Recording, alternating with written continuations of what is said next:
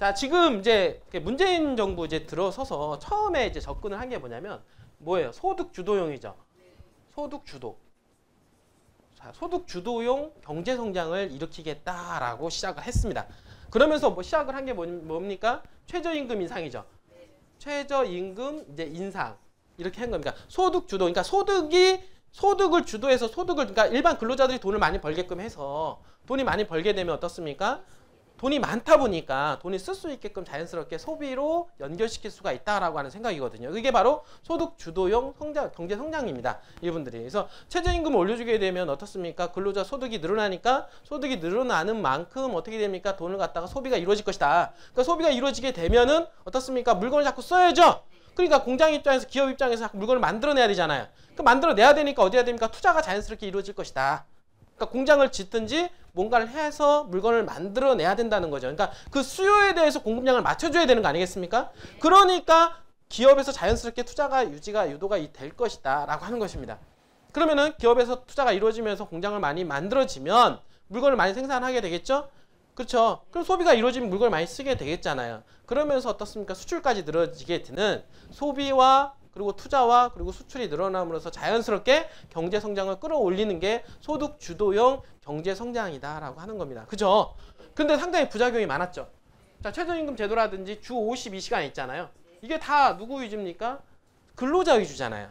근로자 위주로 해서 시간을 좀 단축을 시키고 일하는 시간을 단축을 시켜가지고 어떻습니까? 저녁이 있는 삶, 아침이 있는 삶 이런 삶을 이제 만들어가는 게 어떻습니까? 소득 주도형이다. 근로자 위주의 정책이다. 이렇게 보시면 되겠죠, 분들이. 그래서 이것도 최저임금도 마찬가지 소득을 늘려주고 그 다음에 이것도 마찬가지 삶의 질을 쾌적하게 부분들이 쓸 수 있게끔 만들어주려고 하는 게 바로 소득 주도형 경제 정책인데 최저임금을 이제 올리다 보니까 이제 부작용. 그러니까 우리가 이제 어떤 정책을 마련할 때 보면은 당연히 긍정적인 효과도 있지만은 당연히 부정적인 효과도 발생하겠죠. 근데 긍정적인 효과가 또 당연히 있습니다. 부분들이 상당히 있어요. 그죠? 부분들이. 왜냐하면 기존에 있었던 어떤 근로자들 같은 경우는 어느 정도 혜택을 많이 보는 경우가 있다라고 하는 거죠. 부분들이. 근데 하지만은 문제가 뭐냐면 우리나라가 지금 2년 동안 그 최저임금이 6,000원대에서 지금 현재 2년 동안 8,000원대로 올라왔어요. 지금 8,350원이잖아요. 그리고 문재인 대통령이 어떻습니까? 공약이 1만 원이에요. 만 원. 만 원까지 올리는 게 공약 대상이죠. 원래는. 근데 만 원까지 올리는 게 공약 대상인데 지금 추세라고 한다라고 하면 쉽지는 않겠죠. 반발력이 상당히 크잖아요. 그런데도 불구하고 작년부터 해서 지금 현재 최저임금 올린 게 6,000원대에서 8,000원대까지 올린 거예요. 그러니까 거의 한 20% 이상, 20-30% 올렸다라고 보면 되겠죠. 그러면 물가 상승률에 비해서 훨씬 더 어떻습니까? 최저임금제도 올렸다 보니까 시장에 문제가 생겨요, 안 생겨요? 그래서 문제가 생기는 거예요, 부분들이. 너무 급작스럽다, 이 부분들이. 급작스럽게 올리다 보니까 경영주 입장에서는 어떻습니까? 어차피 대기업 같은 경우는요, 대기업에서 일하는 종사자들 있잖아요. 근데 그런 사람들은 원래 받아요. 최저임금 이상은. 받기 때문에 큰 타격은 없단 말이에요. 근데 문제는 뭐냐면 소상공인들. 여기 지금 보시면은 뭐 김밥집 운영하시고 여기 여기 마트 운영하시는 분들 있잖아요. 여기 밑에 내려가면은 편의점 이런 다 여기 하는 사람들. 근데 그런 사람들이 어떻습니까? 아르바이트생을 쓰거나 또는 어떻습니까? 최저임금을 보장해주는 직원들을 쓴단 말이에요. 근데 쓰는데 6,000원 하다가 7,000원 하다가 8,000원 하니까 어떻습니까? 당연히 경기도 어려운 데다가 매출액도 줄어드는 데다가 인건비가 많이 들어가죠. 그러니까 인건비가 많이 들어가니까 어떻습니까? 사장은 말이 사장이지 실질적으로 벌어가는 소득이 있습니까? 없잖아요. 실질적으로. 맞죠? 그러니까 없으니까 GS 여기 지금 마트 운영하시는 편의점 운영하시는 분이 어떻습니까? 운영한 한 달 내내 어떻습니까? 직원들보다 더 일을 한대요. 분들이. 직원보다 일반 알바생보다도. 알바생 일하는데 알바생보다 돈을 더 못 벌어 가는 거예요. 분들이. 그러니까 자기는 돈을 엄청나게 투자를 했는데 돈을 못 벌어 가고 일은 일대로 하고 삶의 질이 완전히 떨어지죠. 근데 근로자들은 근로자대로 해서 최저임금과 그리고 어떻습니까? 주 52시간 시간에 대한 혜택을 보고 있는데 사업주는 근로자가 아니잖아요. 사업주는 저 시간에 적용이 안 되는 거예요. 부분들이 안 되기 때문에 일은 일대로 하고 일의 양은 늘어나고 어떻습니까? 돈은 돈대로 못 벌어 가잖아요. 그러니까 이게 데모가 이게 나오게 돼 있어, 안 돼 있어요? 그래서 나오는 거예요, 분들. 이유가 있어서 분들이. 그러니까 1차적으로 어떻습니까? 소상공인들이 운영을 하는 최저임금이, 그러니까 이 근로자 임금이 들어가는 비용이 가장 많이 차지한단 말이에요. 그러니까 임금이 올라가다 보니까 어떻습니까? 당연히 수익성이 떨어지니까 당연히 누구부터 정리할 거예요? 당연히 알바생부터 정리하는 거예요. 알바생부터 어쩔 수 없이 알바생 정리하고 그 다음에 어떻습니까? 이제는 부부가 일을 하고 그쵸? 부부가 돌아가면서 일을 한다거나 어쨌든 이 늘어난 임상분에 대해서 어쨌든 커버링을 해야 되는 부분에 있어서 어떻게 어쩔 수 없다는 얘기죠. 그 부분들이. 그러니까 이제 최저임금이 이제 올라가다 보니까 또 어떤 분이 알바생도 잘라야 되죠. 잘라야 되고 그리고 나서 어떻습니까? 이게 인건비가 올라가잖아요. 시적으로. 인건비가 올라간다는 얘기는 어때요? 제품에 반영이 되는 거죠. 그러니까 제품을 생산한다거나 판매를 할 때 들어가는 인건비가 올라가니까 거기다가 돈을 갖다 얹어 팔아야죠. 그러니까 얹어 팔아야 되니까 물가가 올라가요? 안 올라가요? 당연히 물가가 올라가는 거예요. 분들이. 그러니까 물가도 올라가죠. 거기다 어떻습니까? 최저임금이 이제 올라감으로 해서 부작용이 생긴 게 당연히 그 정말 하위 20% 안에 들어가는 사람들은 어떻습니까? 회사에 잘리기도 하는 데다가 그러다 물가까지 올라가잖아. 그러니까 어떻게 되는 상황이에요? 더 양극화가 벌어지는 상황까지 벌어지게 되는 겁니다. 이 부분들이. 그래서 어렵다. 더 삶이 팍팍하다. 이거예요.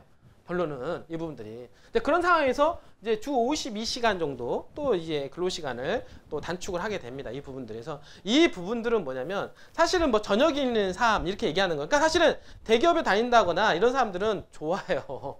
부분들이. 왜냐면 야근을 해야 되고 막 이렇게 해야 되잖아요. 근데 있는데 시간을 국가에서 52시간을 딱 박아놨으니까 52시간 일을 하면 이상 주 52시간 일을 하게 되면 어떻게 됩니까? 사업주가 법적 처벌을 받죠. 저도 잘못하면 깜빵 갈 수 있습니다. 그러니까 법적 처벌을 받기 때문에 딱 그 정해진 시간만 일할 수 있게끔 해준다 이거예요. 그분들이 옛날에는 60시간도 일하고 70시간도 일하고 했죠. 연구원들 같은 경우는 이 프로젝트가 끝날 때까지 밤새워서 일했단 말이에요. 이 부분들이. 그리고 뭐 게임이라든지 어떤 연구를 해가지고 어떤 프로젝트가 마감할 때 있잖아요. 그 집중적으로 해야지. 그거를 시간 맞춰가지고 일주일에 52시간만 일을 하게 되면 어떻게 습니까 그게? 연구 개발이 돼요?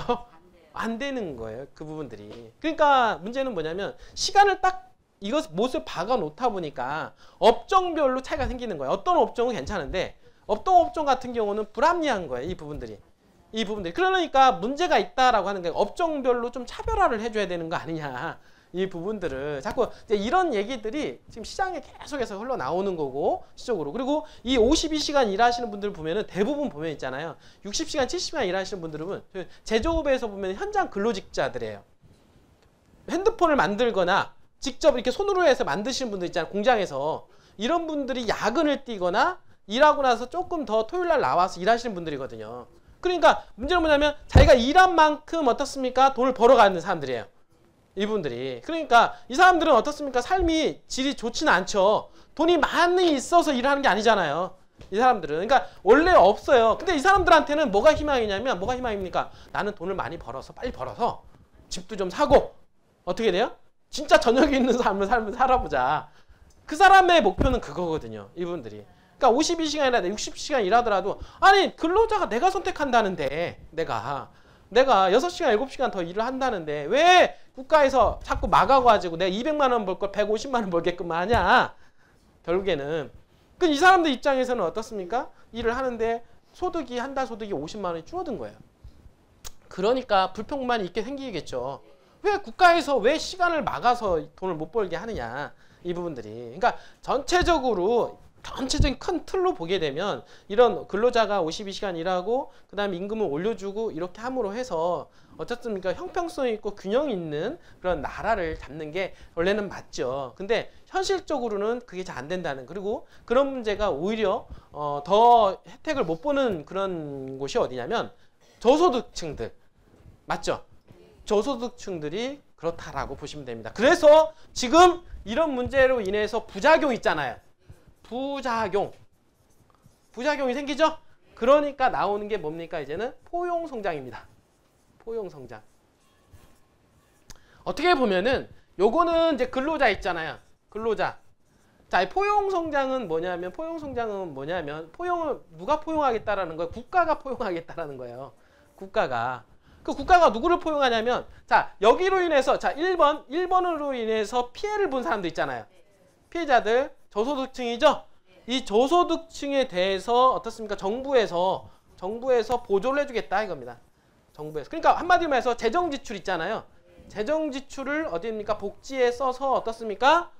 이 저소득층에 돈을 지원을 해주고 어떻습니까? 거기서 늘어나는 소득으로 했습니까? 소비가 늘어나고 그 다음에 어떻습니까? 나중에 지출이 되면서 뚝 투자가 이루어지는 이런 것들이 어떻게 보면 포용성장이라고 보시면 되겠죠. 이분들이. 그러니까 포용성장은 어떻습니까? 원래 소득 주도형은 기업이 근로자들한테 돈을 줬죠.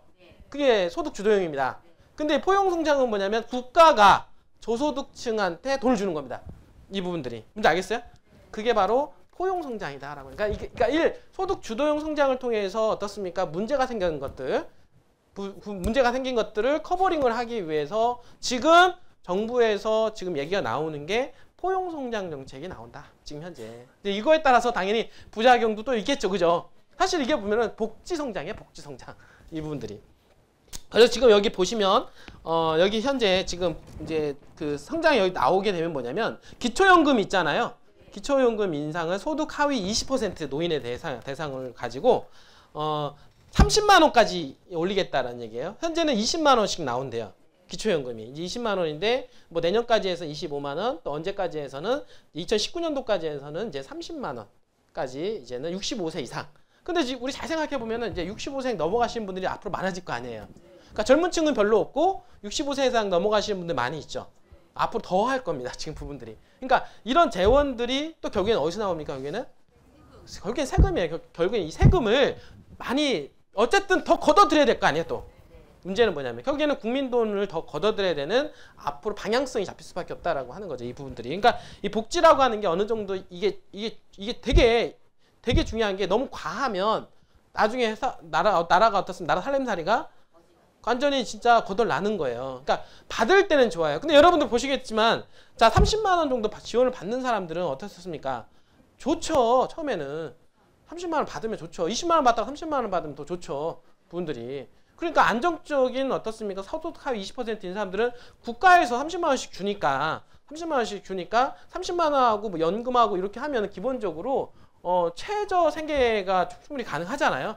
그분들이. 그러니까 그걸 생각을 하는 거예요. 국가에서는 이 어려운 사각지대, 복지사각지대에 있는 사람들한테 지원을 해줘서 이 사람들이 어떻습니까? 그래서 이 어려운 부분을, 이 이 어려운 현실을 좀 뚫고 넘어갈 수 있게끔 국가에서 책임져 주겠다. 사실 이게 점점 어떻게 그냥 사회주의로 가고 있는 그런 상황이다라고 생각을 하면 되겠죠. 이분들이. 그리고 나서 뭐 노인 일자리 확충과 청년 구직 활동 지원금 확대.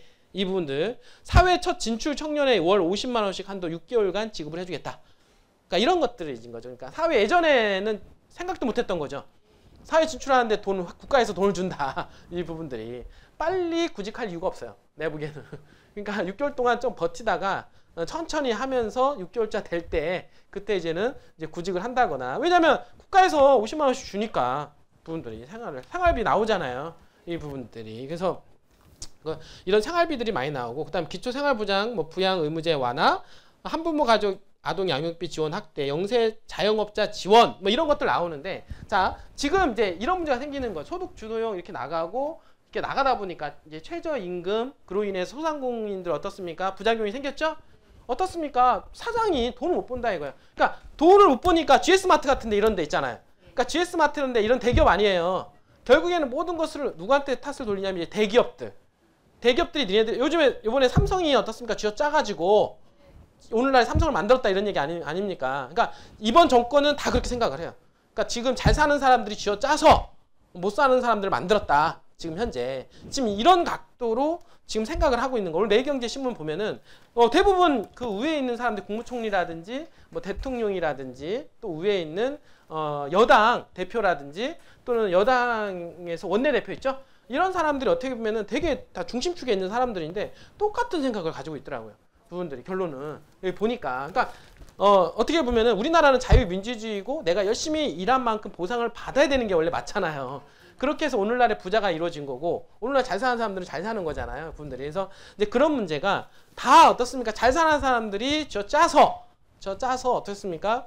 더욱더 못 사는 사람이 되었다. 밑에 있는 사람들은. 근데 그런 어떤 경제를 그렇게 해석을 하는 경우가 많이 있다 보니까 결론적으로 뭐냐면 잘 사는 사람들을 더 짜서 이제는 어떻습니까? 거기서 돈을 좀 더 걷어 들여 가지고 그 세금을 좀 더 많이 걷어가지고 그 세금 갖다가 어디에다가 지원해주겠다? 포용성장정책이잖아요. 하위 20% 안에 들어가는 사람들한테 지원해주겠다. 이거예요. 결론적으로 따지면. 그러니까 얘기 나오는 게 여기 지금 소득 주도형으로 인해서 소상공인이 뭐가 있냐면 지금 장사하는 사람들 있잖아요. 여기 김밥집 운영하는 사람들이 뭐가 문제냐? 임대료가 비싸다 이거요. 그러니까 비용이 그러니까 예를 들어서 인건비가 비싸서 어려운 게 아니라 상가 임대료가 비싸서 임대료가 비싸서 너네들이 수익률이 떨어진다 이거예요. 이 부분들이. 문제 알겠어요? 또는 어떻습니까? GS라든지 이런 데서 가면 무슨 로열티 가맹비라고 그러나요? 가맹비가 너무 비싸다 이거야. 또는 어떻습니까? 대기업들에서 받는 카드 수수료 있죠? 수수료율이 너무 비싸다 이거야. 이렇게 되는 거죠.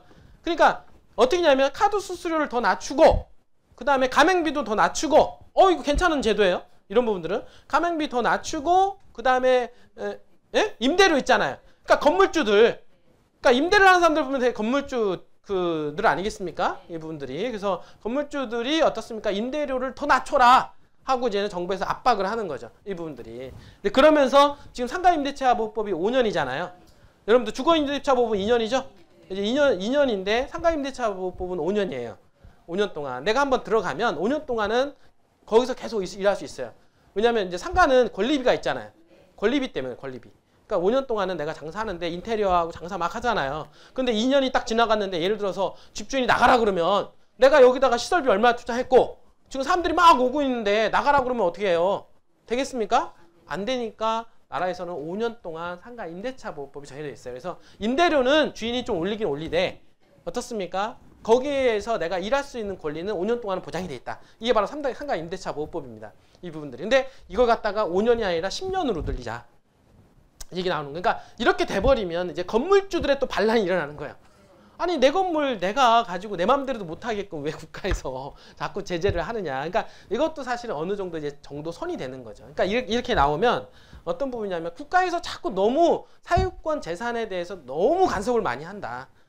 나라에서. 그러니까 나라에서 자꾸 돈 주라고 다음에 경영주를 자꾸 쪼고 그 다음 어떻습니까? 건물 가지고 있다고 해서 자꾸 쪼고 건물 가지고 있다고 해서 세금 많이 내게끔 하고 막 이런 현상들이 이제 시장에 좀 많이 이제 팽배해지게 되죠. 그러면 어떤 문제가 생기냐면 우리가 달려가고 싶어하는 욕망이 떨어지게 되는 거예요. 그러니까 나라가 성장을 하려면 있는 자들이 달려가야 돼요. 결국에는. 왜냐하면 아까도 얘기했던 대로 그 창조 있잖아요. 창조를 하려면 뭡니까? 누군가 앞에 전면에 나서야 돼요. 이 부분들이. 근데 전면에 나서야 되는데 전면에 나섰을 때 그게 리스크잖아요. 근데 리스크 대비 뭔가를 얻어낼 수 있다라고 하는 희망이 있잖아요. 그러니까 예를 들어서 내가 이 일을 추진하는 데 있어서 새로운 일을 하는데 내가 잘만 되면 뭐가 있다? 대박이 따라올 수 있다. 그런 어떤 기대감이 있어야 내가 추진할 수 있는 게 아니겠어요? 이런 추진에 대한 동력이 상실된다는 거예요. 이 부분들이. 그러니까 건물주도 마찬가지로 내가 자꾸 뭔가 투자를 해서 건물을 사가지고 임대료를 내서 거기서 수익이 발생을 해야 된다라고 하는 희망이 있어야 되잖아요. 근데 그 희망을 자꾸 꺾는다는 거죠. 이분들이. 마찬가지 기업도 마찬가지로 뭔가 어떤 기업을 뭔가 투자를 해야 되는데 투자를 해서 거기서 걷어들이는 뭔가 수익에 대한 기대치가 있어야 되는데 자꾸 해봐야 어떻습니까? 자꾸 돈을 더 내라고 하니까 할 이유가 없는 거예요. 자꾸 부분들이. 그러니까 뭔가에 어떤 도전을 하려고 하는 이런 도전 정신이 자꾸 와해가 되는 이 부분들이. 그러니까 뭐냐면 점점 하향 평준화시키는 이런 상태로 가게 되는 거고 이 국가 경제 성장력은 어떻게 됩니까? 떨어진다 안 떨어진다? 떨어지게 되는 거예요. 그러면 어떤 문제가 생기냐? 국가 경쟁력 성장이 떨어지게 되면 어떻습니까? 국가에서는 세금을 걷어들여야 되잖아요. 자, 세금을 걷어들일 때 가장 많이 차지하는 포지션이 뭐냐면 법인세입니다. 여러분들 알겠어요? 법인세, 소득세죠? 결국에는 나라가 성장을 해야 법인세, 기업들이 많이 생길 거 아니에요. 그럼 기업들이 많이 생겨가지고 거기서 어떻습니까? 법인세가 많이 거칠 거 아니에요. 그리고 기업들이 많이 생겨야 일자리가 많이 창출되죠? 그러면 거기서 일자리가 많이 늘어나서 개인 소득세가 종합소득세 늘어날 거 아니에요. 그러면 그런 것들이 늘어나서 어떻습니까? 나라가 성장하는 거거든요. 결국에는. 돈이 많이 늘어나잖아요. 그러면서 그거 갖다가 재정적으로 또다시 재투자를 하는 거예요. 재투자를 해야 되는데 재투자를 해가지고 자꾸 이게 투자 이렇게 이루어지면서 성장을 해야 되는데 나라가 점점 어떻습니까? 성장이 이루어지지 않으면 성장의 에너지가 한번 끊어지잖아요. 일본이 한 잃어버린 20년 있었죠? 잃어버린 20년이 발생할 수가 있다는 거예요. 그러니까 우리가 성장이 멈춰지게 되면 어떻습니까? 이제는 세금이 안 거치기 시작합니다. 맞죠? 세금이 안 거치기 시작하면은 국가에서는 재정적으로 어떻게 해서 압박을 받을까 안 받을까요? 점점 압박을 받게 되겠죠. 부분들이. 그러면 세금은 이제 압박을 받아요. 그 압박을 받는데 자 복지는 어떻습니까? 줘야 돼요? 안 줘야 돼요? 원래 주던 대로 줘야 되잖아요. 이분들이. 줬다 뺏어보세요. 제가 얘기했잖아요. 사탕 하나 줬다가 뺐으면 어떻게 됩니까? 장난이 아니에요. 차라리 주지 말지. 예? 줬다가 뺏는 순간 어떻습니까? 이제는 그때부터는 아주 그냥 땡깡 부리기 시작합니다. 그 부분들이. 예? 자녀들을 보세요. 자녀들 사탕 하나 줬다가 나중에 뺏어보세요. 차라리 안 주면 차라리 낫지. 이분들이. 근데 자꾸 줬다가 이제는 점점점 만약에 근데 문제는 뭐냐면 나라가 성장을 해야 돈을 많이 거치는데 돈을 많이 안 거치죠? 그러니까 자꾸 복지 쪽은 계속 늘어나죠. 그런데 뭡니까? 우리나라가 자꾸 연령대가 높아져 안 높아져요? 우리나라 경제 활동을 하는 사람들이 줄어들고 시적으로 65세 이상 노인 가구가 늘어난단 말이에요. 지금 현재 계속해서. 그러니까 복지가 들어갈 돈은 더 많은 거예요. 자꾸. 이 부분들이. 세금 거칠 때보다는 이제는 복지로 들어가는 게 더 많아지다 보니까 세금이 점점점 거치지 않아지면서 국가가 성장의 엔진이 무너지는 이 부분들. 그러니까 돈은 돈대로 나가야 되는데 돈이 안 거쳐지는 상황이 된단 말이에요. 그러니까 국가에서는 복지에다가도 투자를 해야 되지만 어떻습니까? 나라가 성장하려면은 도로도 깔아줘야 되고 어떻습니까? SOC에 투자를 해줘야 되잖아요. 근데 이런 쪽에 투자를 못하게 되는 거예요, 이제는. 그러니까 여기서 못하니까 점점 어떻습니까? 성장을 못하고 성장 엔진이 멈춰져 있는 거죠. 이 부분들이. 그러다 보니까 어떻습니까? 돈이 더 안 돌기 시작하고 그러면은 이제는 성장이 꺼지기 시작합니다. 점점 어려워지기 시작하는 거죠. 부분들이. 이게 바로 경기 사이클이에요. 이 부분들이. 그래서 지금 제가 보기에는 어쨌든 이런 현재 지금은 나라에서 세금이 곳간에 돈이 좀 많이 있습니다. 돈이 많이 있으니까 지금 이런 정책을 피는 거예요. 돈이 있으니까. 충분히 지금 가능해요. 충분히 가능한데 항상 얘기했지만 회사를 운영을 하면 있잖아요. 제가 회사 운영하잖아요. 운영을 하게 되면 당장 오늘 돈 많이 벌었다고 오늘 돈 다 쓰는 거 아니에요. 오늘 다 써버리면 안 될 때는요. 여러분들 호주머니에 돈 나와요? 여러분들이 월급 안 받고 일하실 거예요? 그건 아니잖아요. 그건 누구 호주머니에 나와요? 제 호주머니에 나와야 된단 말이에요. 이 부분들이. 경영주가 압박을 받으면 스트레스 받아가 일이 안 돼. 그것도 일이 안 된단 말이에요. 그게 악순환에 들어간단 말이에요. 거기에는. 이 부분들이. 그러니까 돈이 좀 있게 되면 어느 정도 그 중에 일정량은 저축을 해놓는 거예요. 어려울 때 대비해서. 어려울 때 대비해서 어떻습니까? 어느 정도 저축을 해놓은 상태에서 일부분만 돈을 쓰고 그 다음에 어렵게 되면 그걸 갖다가 또 돈을 쓰면서 어떻습니까? 조금 위기를 넘기는 거죠. 몇 개월을 넘기면서 또 하다 보면은 인생이 어떻습니까? 어려울 때만 있어요? 좋을 때도 있잖아요. 우리가 언제든지 우리 회사가 계약 안 나올 때만 있습니까? 아니죠. 계약도 잘 나올 때가 있을 거 아니에요. 그러니까 그때를 대비해서 비축을 해놓고 있다가 나중에 시간이 되면 또 사이클 돌아갑니다. 그리고 또 잘 되죠? 그러면 또 이렇게 또 비축을 해놔야죠? 또 비축을 해놨다가 이렇게 이게 바로 경제예요. 있는 대로 다 쓰는 게 아니라 이 부분들이. 그러니까 그거를 관리를 잘하는 게 자금 관리하는 겁니다. 그러니까 여러분들 개인도 마찬가지예요. 맞죠? 예전에 어떤 직원이 와가지고 막 개인이 하는데 자기가 막 돈 번다고 여기 와가지고 막 계약 쓰니까 1,000만, 2,000만 벌잖아요. 그러니까 1,000만, 2,000만 원 막 버는 것 같다가 돈을 다 써버린 거야. 그러니까 이게 맨날 계약 쓰리라는 법 있어요? 그러니까 소비는 이만큼 늘어났어요. 그러니까 맨날 소비가 이렇게 늘어났는데 돈은 안 벌리죠. 그러니까 어떻게 됩니까? 더 망하는 거야. 옛날보다도 더 궁하게 사는 거예요. 차라리 없었으면 내 소비에서 100만 원 벌면 10만 원, 20만 원 쓰잖아요. 근데 1,000만 원 하니까 소비가 이미 900만 원까지 늘어난 거야. 그 나중에 버니까 200만, 300만 원 버는데 나머지 부분은 700, 800만 원 쓰던 소비 패턴이 금방 줄어들지 않거든요. 그러니까 과소비 소비 패턴이 늘어나고 우리가 보면 여기 보면은 유흥 쪽에서 일하는 여자들 있잖아요. 그런 여자들이 왜 맨날 왜 빚에 허덕이면서 사는 이유가 바로 그런 거예요. 한 번 나가면 돈 많이 벌어요. 돈 많이 버는데 그만큼 소비가 늘어난 거예요. 이분들이. 근데 하다 보면 이제 돈이 또 안 벌리잖아요. 소비는 늘어났죠? 그러니까 나중에 소비가 어떻습니까? 너무 많이 늘어나다 보니까 버는 소득보다도 오히려 소비가 더 많아져. 그러니까 돈을 빌려요, 안 빌려요? 돈을 빌리잖아요. 그러니까 돈을 쉽게 빌려요. 쉽게 빌린 다음에 또 뭐가 있습니까? 일수 찍잖아요. 점점. 그쵸? 옛날에 제 밑에 있는 직원이 그 일수 받으러 다니는 직원이 있었어요. 남자 직원인데 그 이윤과의 그 일수 받으러 돈 빌려주고 일수 찍는 그거 하다가 이제 직원으로 일을 하신 분이 한 번 내가 그 얘기를 잘 들어서 알아요. 결국에는 망하는 길로 간다. 망하는 길로. 결국에는. 결국에는 그 계속 하루에 어떻습니까? 자기가 그래도 한 번 한탕 뛰면은 3, 40만 원씩 버니까 이자 10만 원이 안 아까운 거예요. 그 부분들이. 그런 삶을 계속 살다 보니까 허황된 삶을 살다 보니까 거품만 껴지게 되는 이분들이 극복이 안 되는 거죠. 마인드가 잡히다 보니까. 이제 그런데 문제 알겠어요? 이제 그런 게 문제가 생길 수 있다는 거예요. 나라는 그래서 이 자금 관리를 잘 해야 돼요. 자금 관리를. 자금 관리 있을 때 쓰는 게 아니라 어느 정도 비축을 하면서 좀 약간 조금씩 부분들이. 국민들이요 20만 원 주던 거 25만 원 안 줘도 살아요 지금. 예를 들어서 뭔지 알겠어요?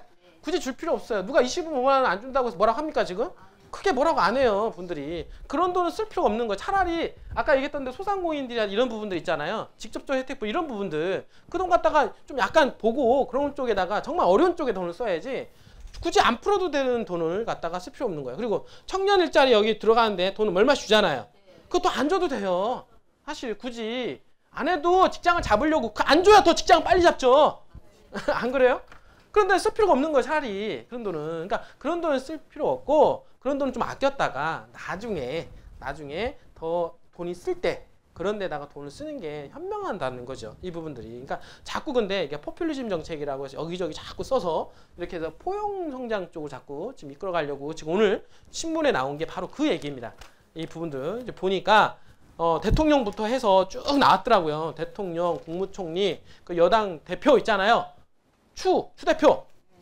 그쵸? 그리고 나서 또 뭡니까? 원내대표 4명이 딱 나와서 얘기 나오는데 이 생각과 사상이 다 똑같아요. 지금 여기 1번, 2번에 대한 이 부분들이 결국에는. 근데 이러한 것들이 나중에 지금은 좋지만 나중에는 어떻게 됩니까? 경제가 어려워지기 시작하면 3년, 5년 정도 되면은 정말 그 부분들이 결국에는 누구한테 돌아오느냐? 우리한테 돌아올 수가 있다라고 하는 거 항상 알고 있어야 되는 거예요. 이 부분들이. 뭔지 알겠어요? 제가 이 정권에 대해서 이게 잘못했다고 비판하는 게 아니라 우리는 우리 정치와 경제를 우리는 냉정하게 볼 필요는 있어요. 이분들이. 뭔지 알겠어요? 그걸 우리가 보고 많은 사람들한테 또 컨설팅을 해줄 필요가 있다. 왜냐하면 토지를 하지만 토지만 하는 게 아니거든요. 이분들은. 그래서 전반적으로 돌아가는 상황을 여러분들이 알아야 됩니다. 그리고 이제 마지막으로 세 번째가 뭡니까? 이 혁신성장이죠. 혁신성장. 잘하고 있는 거예요. 이거는. 왜냐하면 여기 이건 뭐냐면 결국에 지금 근로자 있죠. 사실 근로자 위주로. 이거는 이제 소상공인 또는 뭐 어떻습니까? 저소득층. 그쵸? 저소득층. 이것도 물론 저소득층이죠. 저소득층 위해서. 그 다음에 혁신성장은 뭐냐면 이건 기업을 좀 길을 살려줘야 되겠다라고 하는 게 혁신성장 아니겠습니까? 이분들이? 그렇잖아요. 그러니까 맨 기업만 때려놓으면 되겠냐 이거야. 그게 아니라 기업도 길을 좀 살려줘야 된다. 이분들이. 그리고 길을 살려줘야 되는데 뭐냐면 지금 우리나라에서 지금 당면적인 문제가 뭐냐면 자, 우리나라 지금 산업 시대가 바뀌고 있어요. 옛날에 어떻습니까? 농업 시대였잖아요. 농업을 기반으로 해서 먹고 살았죠? 이제 그러면 어떻습니까? 제조업을 기반으로 해서 먹고 살았잖아요. 분들이. 그러니까 옛날에 포항제철이라든지 창원 이런데 기계라든지 어떻습니까? 공장 돌렸던 데 많잖아요. 이제 그런 제조업을 기반으로 했던 기업들이 많이 성장을 했단 말이에요. 조선소 이런데. 그런데 지금 점점점 가면서 어떻습니까? IT화 되죠? 그 다음 인공지능 시대가 되죠? 그러니까 점점점 시대가 4차 산업혁명 시대로 가고 있어요. 그러니까 점점점 제조업 기반으로 해서 컴퓨터 시대에서 지금 AI 시대 이런 기반으로 점점점 올라가고 있으니까 이게 고부가가치 산업이잖아요. 그러니까 지금 이제 농사를 짓거나 어떻습니까? 이런 제조업 기반으로 하는 데는 다 베트남이라든지 이런 어려운 나라로 가야 되는 거고 우리나라 같은 경우는 어떻습니까? 이런 컴퓨터 이런 IT 기술이 또는 어떻습니까? 이런 어떤 컴퓨터 기반으로 한 이런 것들이 발전한 나라는 어떻습니까? 점점점 고부가가치 산업 쪽으로 가야 된다라고 하는 겁니다. 이 부분들이. 근데 그걸 알기 때문에 그렇게 가기 위해서는 산업 생태계를 꾸며줘야 돼요. 그렇게. 알겠어요? 그게 바로 혁신성장입니다. 분들이. 이 기업들을 혁신을 일으켜줘야 된다. 그런데 자, 혁신성장을 일으키기 위해서 정부에서 하는 게 뭐냐. 자, 첫 번째 뭐냐면 혁신도시 있잖아요. 혁신도시. 이 혁신도시는 뭐냐면 노무현 정권 때 혁신도시를 만들었죠. 혁신도시가 뭡니까? 공공기관을 이전을 해가지고 그 동네를 갖다가 개발시켜야겠다. 이거 아니겠어요? 분들이. 그러니까 국가 균형 개발 차원에서 근데 그냥 갖다 놓아서 개발해라 그러면 개발 안 되니까 일단은 공공기관을 이전을 하게 되면 거기서 어떻습니까? 인구가 들어갈 거 아니에요. 기본적으로 들어가면서 주변에 아파트가 들어가야 되잖아요. 그러면서 공공기관하고 유관기관들 또 들어갈 거란 말이에요. 그러니까 기업들이 딸려 들어간단 말이에요. 그게 바로 혁신기업이에요. 그러니까 혁신기업, 그죠? 혁신도시. 그러니까 혁신도시하고 그 다음에 문재인 대통령이 하는 게 세종시 있죠? 세종시가 뭡니까? 결국엔 세종시하고 혁신도시는 노무현 정권 때, 노무현 대통령 때 끌고 갔던 것들이에요. 뭐 때문에? 국토균형 발전. 그러니까 지금 이번 정권은 잘 생각해보면 뭐냐면 너네 혼자만 잘 살지 마라 이거예요. 대기업들 어떻습니까? 니네들만 잘 살지 마라. 그리고 국가에서도 보면은 이 나라에서도 보면은 수도권만 잘 살지 말아라 이거예요. 그렇죠? 나라 지방도 잘 살아야 되는 거 아니냐? 이 부분들이 평등 위주로 이제 이거에 그러니까 이걸 바탕으로 해서 어떻습니까? 자꾸 이 경제를 바라보게 되는 거고 개발을 바라보게 되는 거예요. 그러니까 이것도 아까도 얘기했던 대로 근로자 이거 다 이런 어디서 나온 제도냐면 대기업들 니네들만 먹고 살지 마라 이거 아니에요. 오너들만 니네들만. 그러니까 요즘 어떻습니까? 대기업 툭하면 압류 들어가고 뭐 이렇게 뭐 압수수색 들어가고 막 세금 세무조사 들어오고 막 그러잖아요. 이 부분들이. 그러니까 그게 타겟팅이 된 거예요. 대기업들 니네들 너무 먹고 살지 마라. 좀 너네들 좀 걷어서 좀 모아줘라. 이 부분들이 그거거든요. 부분들이. 응? 자꾸 대기업들 비리 그 부분들 또 그리고 또 뭐가 있냐면 지금 또 보면은 어떻습니까? 국민연금이 어떻습니까? 국민연금이 스튜어드 코드십이라고 해서 그러니까 그 의결권 있잖아요. 대주주로서 의결권을 강화시키겠다라는 거. 이 부분들이 국민연금이. 근데 대부분 국민연금이 가지고 있는 그 주식은 다 대기업들이에요. 일반 기업들을 안 가지고 있어요. 그러니까 대기업도 삼성전자라든지 포스코라든지 이런 기업들, 우량한 기업들 있잖아요. 우량한 기업들의 주식을 누가 가지고 있습니까? 국민연금이 가지고 있단 말이에요. 국민연금이. 그러니까 국민연금에 예전에는 기관 투자자들은 의결권을 안 줬어요. 잘. 부분들이. 근데 의결권을 기관 투자자한테도 주겠다. 그 부분들이. 근데 국민연금이 어떻습니까? 그 주식에 일반 오너들보다 더 많이 가지고 있는데 국민연금에서. 그러니까 국민연금의 어떤 주주권을 좀 더 활성화시켜준다라고 하는 것은 국가에서 통제하겠다 이거예요. 점점점. 그러니까 대기업을 국가에서 어떻게 합니까? 통제를 하겠다라고 하는 거예요. 이 부분들이. 예? 주주로서. 그러니까 점점 그렇게 강화되고 있다는 거예요. 국가에서 좀씩 강화되는 통제력을 강화시키는 추세로 지금 가고 있다라고 생각이 되어집니다. 그러니까 이 부분들이. 그러니까 말만 민주주의, 자유민주주의 하는데 점점 좀 아깝지만 좀 사회주의 쪽으로 가고 있지 않느냐. 보이지 않게 시장은 그렇게 움직여가고 있다라고 하는 거예요. 이 부분들이. 본인들은 아니라고 하지만 어쨌든 그런 시스템을 점점 하나씩 바꿔나가고 있는 중이다라고 하는 거예요. 이제 이런 부분들을 통해서 나중에 헌법까지 개정을 해버리면 어떡합니까? 이제는 완전히 판을 바꿔버리는 거예요. 이 부분들이. 근데 지금 중요한 거는 우리한테 중요한 걸 얘기하는 겁니다. 여러분들. 그래서 이 혁신성장의 어떻습니까? 중요한 거는 이 혁신도시와 세종시 있죠? 근데 문재인 정부 들어서 가장 획기적인 거 뭡니까? 새만금이라는 거예요. 이 혁신성장의 주안점, 포커스가 된 게 바로 어딥니까? 이 새만금이라는 거예요. 새만금. 알겠어요? 정부에서 주도적으로 개발을 하겠다라고 하는 겁니다. 자, 여러분들 세종시가 어떻습니까? 집값 가장 많이 올라가고 땅값 가장 많이 올라갔죠? 네. 왜 올라갔을까요? 정부에서 주도했기 때문에 그런 거예요. 부분들이. 노무현 정권 이후로 10년 이상을 대한민국 집값과 땅값을 주도한 지역이 어디냐? 세종시 아니겠습니까? 이분들이. 지금 근데 문재인 정부 들어서 뭘 하겠다? 새만금을 갖다가 혁신성장의 거점 도시로 만들겠다 이거 아닙니까? 맞죠? 다른 것들은 이미 가고 있어요. 조금만 어차피 불 조금만 붙여주면 되는 거고 혁신성장의 거점으로 어딜 봐야겠다. 새만금인 거예요. 새만금. 이분들이 그걸 여러분들 아셔야 되는 거예요. 이분들이. 정부에서 주관에 새만금 밀어주겠다. 그러면 정부가 밀어주겠다라고 하는 부분에 있어서 여러분들 잘 보세요. 대부분 보면은요. 집권 여당이 한번 잡으면 정권을 잡으면 한 10년 갑니다. 여러분들 잘 보세요. 그분들이. 그 전에 지금 문재인 대통령이 전에 어떠했습니까? 박근혜 대통령까지 왔죠. 10년 왔어요. 이명박 대통령, 박근혜 대통령. 맞죠? 그 전에 보세요. 그 전에 김대중 대통령 다음에 노무현 대통령이 됐잖아요. 그 10년 왔죠? 그리고 어떻습니까? 지금 이제 문재인 대통령이 다시 잡았죠. 민주당이. 문재인 대통령이 잡았는데 그러면 앞으로 10년, 5년, 대통령 5년이잖아요. 그러니까 5년 더 하면 10년 정도는 더 드라이브로 갈 수 있는 가능성이 높다. 그러니까 지금 형태로 대통령이 지금 이렇게 인기가 상당히 높아지면 계속해서 우리나라는 5년 단임제긴 하지만 10년을 5년 동안 더 해서 10년 동안 더 드라이브 걸 수가 있다. 그러면 10년 동안 더 드라이브 걸리면 새만금은 어떻습니까? 개발 다 됩니다. 알겠어요? 말로만 새만금이 아니라 진짜 새만금이 되는 거예요. 이분들이. 그게 바로 지금 다른 거 이 글로 뭡니까? 소득주도, 포용성장, 뭐 혁신성장이 있는데 우리한테 제일 중요한 건 뭐냐고요? 혁신성장 아닙니까? 그리고 대한민국에서 지금 4차 산업혁명에 또 전진기지로 어디를 선택을 했냐면 새만금을 선택했다라고 하는 거예요. 4차 산업혁명의 전진기지로. 자, 코드는 딱 이렇게 되는 겁니다. 여러분들이. 새만금을 어떻게 됩니까? 새만금을 혁신성장의 거점과 4차 산업혁명의 어떻습니까? 전진기지로. 이게 코드가 딱 맞는 거예요.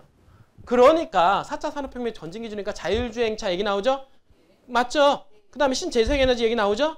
이런 것들이 얘기가 나오는 이유가 그런 겁니다. 이 부분들이. 그러니까 앞으로 이 새만금은 미래형 도시다. 미래도시. 여러분들이 앞으로 경험해보지 않은 도시가 이 새만금에는 탄생이 된단 말이에요. 여러분들. 똥인지 된장인데 제가 찍어줘봐야 압니까? 여러분들. 국가 시대적인 흐름이 그렇게 가게 돼 있다라고 하는 거예요. 여러분들. 그거 잘 하셔야 돼. 여러분들의 주어진 인생에 있어서 재테크의 시점에서 어떻게 보면 가장 중요한 전환점을 지금 맞이하고 있다니까요. 여러분들이. 시간이 지나면 알아요. 시간이 지나면. 대부분 그렇습니다. 우리 예전에 어떻습니까? 우리가 경부고속도로 개발될 때 판교부터 해가지고 어떻습니까? 수지, 동탄 다 개발됐잖아요. 그 개발된 컨셉이 있었어요. 다 흐름이. 그러면 그 흐름이 있었던 것을 파악한 사람들은 거기에 맞춰서 투자했다라고 하면 돈을 벌었겠죠. 맞죠? 그게 트렌드를 읽는 게 중요하단 말이에요. 지금의 트렌드는 뭐냐면 어떻습니까? 수도권이 아니라 지방 쪽인데 지방 쪽에서 어딥니까? 4차 국도 균형 발전 차원에서 전라북도고 전라북도의 개발의 마중물이 어딥니까? 새만금 아닙니까? 그게 포커스라는 거예요. 여러분들. 알겠습니까? 그게 포커스입니다. 여러분들이.